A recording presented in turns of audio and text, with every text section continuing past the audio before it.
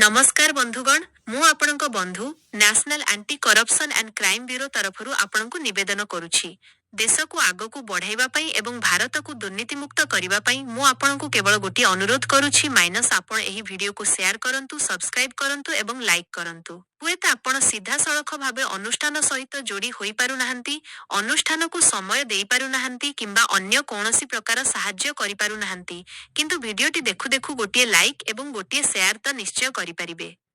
बंधुगण आपणकर गोटिए लाइक एवं गोटिए शेयर मते शक्ति दिए जेतेबेले मु दुर्नीतिखोर मानकु लांच नेबारु रोकी थाए सेतेबेले आपणकर एई सहयोग मते आगकु बढ़िबाकु प्रेरणा दिए आपणकर गोटिए प्रचेष्टा मोर मनोबल को दृढ़ करे आमे कोन आम देश पई एतिकी भी करि परिबा नाही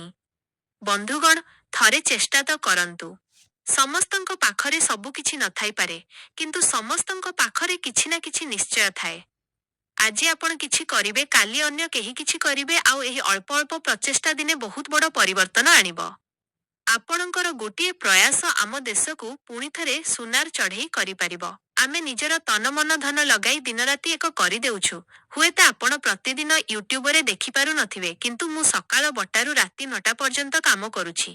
मु काहा पाखरु टंका मागे नाही मु कौनसी सरकारी अधिकारी नुहे किंबा मोते भारत सरकारंक ठारु कौनसी पेंशन दरमा बा सहायता मिले नाही मोते केवल आपणकर लाइक शेयर एवं रो आवश्यकता अछि मु आपणक सहाय्य चाहूछि मु मो देश को तिळ तिळ होई शेष हेबार देखि पारिबि नाही आम देश रे नियुक्त होइथिबा अधिकारींक मध्यरु किछि अधिकारी एते दुर्नीतिखोर होई गलेनी जे सेमाने प्रतिटी काम पई लांच मागुछंती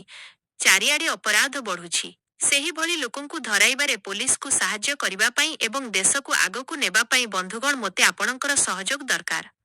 आपणक भाई आपणको हाथ जोड़ी अनुरोध करुछि जे आगकु आसंतु एवं वीडियो को लाइक शेयर और सब्सक्राइब करंतु जदि आपणक पाखरे समय अछि तेबे national anti corruption and crime bureau रो टीम सहित जोड़ी हुअन्तु एवं निजर आईडी कार्ड और जेनिंग लेटर ग्रहण करंतु आपण जने योद्धा साजी एही युद्ध रे लढंतु ए देश को आपणक भली योद्धांक आवश्यकता अछि जदि आपण प्रकृत देशभक्त एवं निज मातृभूमि को भल पाउथांती तेबे एही वीडियो को देखि निश्चय लाइक एवं शेयर करिवे देखिबा आपणक भितरे केते देशभक्ति अछि।